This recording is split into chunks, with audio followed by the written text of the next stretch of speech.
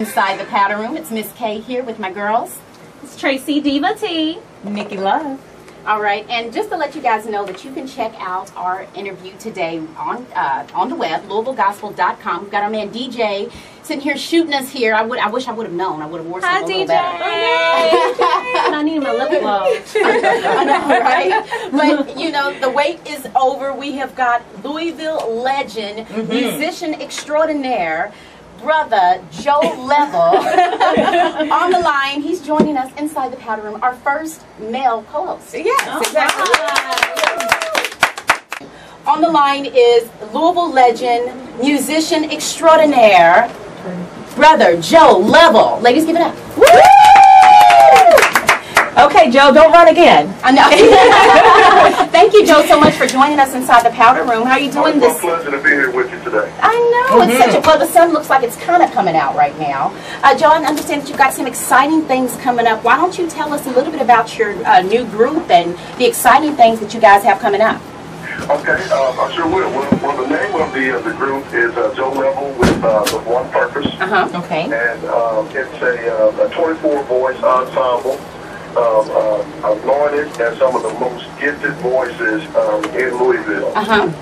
Group formed about a month ago, and so at this point we're just rehearsing, kind of refining our sound, and then we're going to have our debut concert on June the 6th. So be on the lookout for that. We'll send out more information, let you know the venue and so forth. It's going to be really, really good. We've got 2 or 3 special guests lined up to come to Louisville to join us. And I'm telling you, the group is outstanding. I can't wait. I cannot wait to hear the group. I mean, if anyone has ever had an opportunity to hear Brother Leavell and the Temple Choir perform, I mean, it's amazing. Absolutely amazing. It will move you. And you know, and speaking of that, a lot of people want to know is like, Joe, how long have you been in the business and how did you get started? Yeah. I actually started at the local Methodist church here in Louisville, and then matriculated to a Western Kentucky university. And there, I was the student director of the Amazing Tones of Joy. Here you go, WKU. Upon returning to Louisville, I united with St. Stephen Baptist Church, and actually I began working in the music ministry with the men's choir. Assisting Brother Kevin James 16 years ago. Wow, 16 years. Yeah, so Kevin and I had a tremendous partnership going on there, and then the men's choir just grew exponentially. Yeah. And about the same time, the St. Stephen ministry as a whole just literally exploded. And so we went from 2 services at the time, 8:30 and 11:30, to 5 services today. Wow. Well, big up to Kevin James, though, too. KJ, he's an awesome musician in his own right. Talk about, you know, the album that the Temple Choir released last year. Was it 2009 or 08? I can't. Independently. Okay. In the fall of 2008. And then about 2 months into local airplay, I sent the single, God is Able, to Florida. And one of the record executives in Florida, the president of Intro Records, actually heard the record on the radio, and he called the station to find out who it was. He absolutely loved the single, and then he contacted Titus Robinson locally here. And many of you know Titus as a musician, exceptional producer as well. Titus connected the 2 of us, and from then we signed with Intro, and it's you know, we actually, it was just history in the making from that point forward. The record went on to be not only a national hit but a global hit. Yes. In Kuwait, Iraq, Afghanistan, it's all over the place. And from that we actually garnered 2 Stellar Award nominations and 2 Grammy nominations as well. So I'm just extremely proud of the Temple Choir.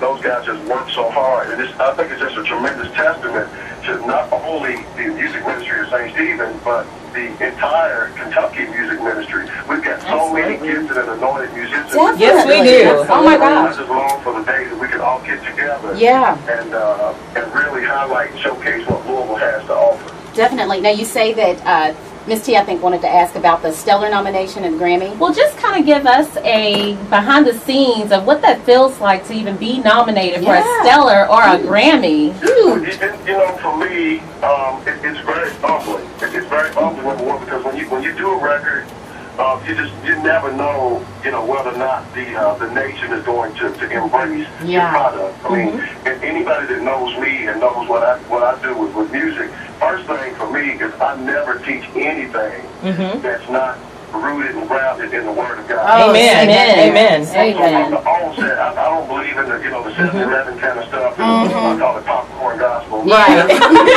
Popcorn love. No. Definitely. Right. God is Able, I think, was released at a time when the country was going through recession. Right. So many people were getting laid off from their jobs and getting downsized and so forth, and I think it was just a reminder for everybody that no matter what you may be going through, God is still on the throne, and He's still able to do exceedingly abundantly things I even imagine. Brother Joe, I want to share something. I think that's a message that just rang true with every church. Definitely. This nation Definitely. Joe, I want to share something with you that I've not really shared with a lot of people. But I was in a choir and we sung that song. And in rehearsal, my mom had came and sat in on rehearsal while we were doing that song. And the song just stuck in her head. Probably a few days later, she had to go in to have surgery for breast cancer. She had to have a lumpectomy. And she said she sung that song in her head the whole time as she was being wheeled into surgery.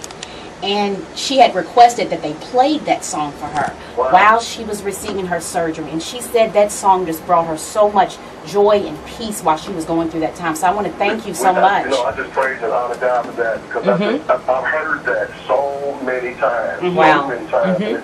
It's funny, and my wife and I joke about this sometimes, because when I do a lot of music workshops, and so I go across the country teaching the other music ministries. One of the things I really like to do is to examine the existing structure of a music ministry and kind of pick it apart and reassemble it to one that's functional for that particular church. I do music ministry development, all that kind of stuff. But we often get stopped at the airport. Yeah. Often get stopped at the airport. Wow. But I go to church, and people ask me, hey, can I have your autograph? Oh wow. But that's not really who I am. I'm humble. You're humble. I understand that all things come from God. That's right. The recognition is great, and I'm so honored that people, can really identify with the song, and it encourages them and resonates them. But I want people to know that know me, that really know me, that all glory, all praise is unto God. But I'm just so honored and humble just to in that vessel